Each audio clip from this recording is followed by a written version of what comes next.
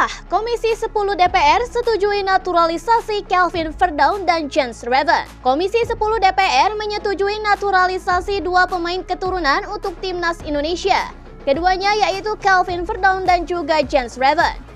Komisi 10 sendiri telah menggelar rapat kerja bersama Menteri Pemuda dan Olahraga Menpora Dito Aryo Tejo dan Sekretaris Jenderal PSSI Yunus Nusi. Kelvin Verdonk sendiri hadir secara langsung di gedung DPR pada hari Senin 3 Juni. Adapun Jens Reven lewat virtual lantaran berada di Prancis untuk membela timnas Indonesia U20 di tahun 2024. Komisi 10 DPR RI memutuskan menyetujui rekomendasi kewarganegaraan RI atas nama Kelvin Verdonk dan Jens Reven.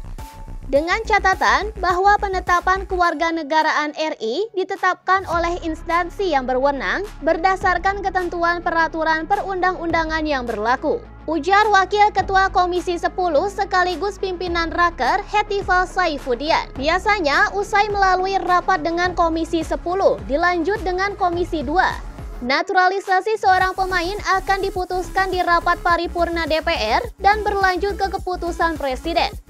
Dan dari situlah tahap terakhirnya adalah diambil sumpah kewarganegaraan oleh Kementerian Hukum dan HAM.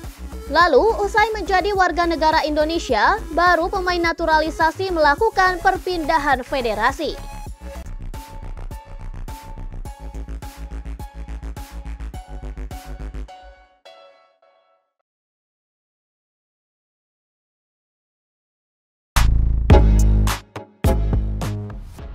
Erick Thohir blak-blakan soal kasus Maarten Paes. Timnas Indonesia hingga kini masih menunggu keabsahan status penjaga gawang Maarten Paes yang masih berpolemik di FIFA. Ketua Umum PSSI, Erick Thohir pun mengungkap perkembangan kasus ini. Peralihan asosiasi Maarten Paes dari Federasi Sepak Bola Belanda KNVB ke PSSI di FIFA masih belum tuntas karena terbentur statuta FIFA pasal ke-9 tentang perpindahan asosiasi huruf B ayat ketiga. Maarten Paes pernah 6 kali bermain untuk Belanda U21, dan penampilan terakhirnya terjadi dalam usia 22 tahun ketika melawan timnas Belarusia dalam kualifikasi Euro U21 2021 pada tanggal 15 November tahun 2020. Maarten Paes lahir di Nijmegen, Belanda, pada tanggal 14 Mei tahun 1998. Erick Thohir menganggap Maarten Paes seharusnya bermain untuk Belanda U21 pada Maret tahun 2020 ketika usianya belum genap 22 tahun. Namun, pandemi COVID-19 membuat beberapa pertandingan kualifikasi Euro U21 2021 diundur. Erick Thohir mengungkapkan bahwa pihaknya berencana membawa kasus Maarten Paes ke Pengadilan Arbitrase Olahraga (CAS) untuk mengajukan banding terkait statuta FIFA yang mengganjal itu. Ya, kami perlu proses lagi dan sepertinya harus dibawa ke CAS karena ada sengketa bahwa Maarten Paes terakhir kali bermain pada November tahun 2020, ujar Erick Thohir.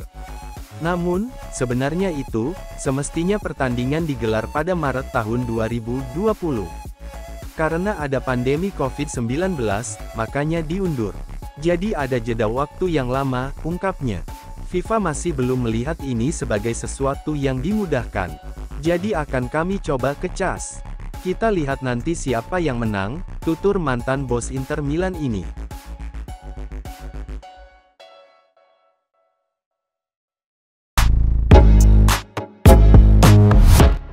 Erick Thohir angkat bicara terkait absennya Elkan Bagot.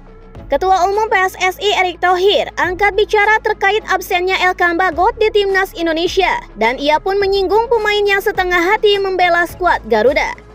Saya selalu bilang kita harus punya 2x11 pemain senior di timnas Indonesia, jadi kita harus sama ratanya, ujar Erick Thohir. Ia pun mengambil contoh ketika pelatih timnas Indonesia Sinteyong memainkan 21 dari 22 pemainnya saat skuad Garuda diimbangi Tanzania 0-0 dalam uji coba di Stadion Madia, Senayan, Jakarta Pusat pada hari Minggu 2 Juni kemarin. Seperti pada uji coba ini, kita lihat ketika ada pergantian pemain, permainan kita tidak turun. Dan saya rasa ini sama, kata Erick Thohir. Erick Thohir pun tidak khawatir dengan absennya Elkan Bagot. Pasalnya, timnas Indonesia masih punya banyak stok pemain belakang seperti Justin Hubner, Joy Ijes, Rizky Ridho, Muhammad Ferrari, Jordi Amat, Nathan Joaon, hingga Sandy Walsh. Jadi tentu kita harapkan persaingan pemain yang ada. Saya harapkan juga pemain harus serius. Ini buat semua. Ya, bukan hanya untuk Bagot, pemain yang memang setengah-setengah memperkuat timnas Indonesia. Mungkin prefer dia memilih. Ya, kita juga tidak mau memaksa, tapi kan timnas Indonesia akan jalan terus tanpa siapapun. Termasuk yang 11 pemain ini, kalau tidak mau bermain, ya kami cari lagi pemain lain yang mau membela merah putih. Imbuh Erick Thohir.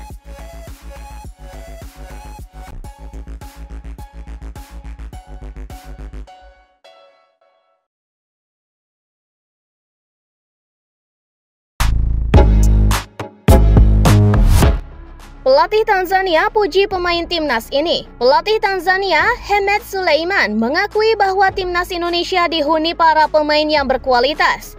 Hal ini disampaikan langsung oleh Hemed Sulaiman setelah laga uji coba melawan timnas Indonesia. Pertandingan tersebut terlaksana di Stadion Madia Jakarta pada hari Minggu 2 Juni kemarin. Dan pada kesempatan ini, Tanzania berhasil menang imbang timnas Indonesia dengan skor 0-0. Ia pun menilai hasil tersebut merupakan hasil yang adil bagi kedua tim. Menurutnya, timnas Tanzania dan timnas Indonesia sama-sama menunjukkan permainan menyerang dan bertahan yang sangat baik. Bagi saya ini adalah hasil yang adil, karena ini adalah sepak bola terbuka. Kedua tim pun menyerang dan bertahan dengan sangat baik. Lebih lanjut, ia pun memberikan pujiannya kepada timnas Indonesia. Ia berpendapat bahwa tim asuhan Sinteyong itu bermain secara terorganisir. Indonesia sendiri adalah tim yang bagus. Mereka sangat terorganisir dengan sangat baik, ujarnya. Setelah laga, ia juga diminta untuk memberikan tanggapan terkait siapa pemain timnas Indonesia yang memiliki kualitas. Ia pun mengaku ada beberapa pemain. Namun, ia tak mengungkapkan identitas pemain yang dimaksud. Ya, ada beberapa di antaranya. Namun para pemain berada di level yang sama, tapi ada yang lebih baik dari yang lain, tuturnya.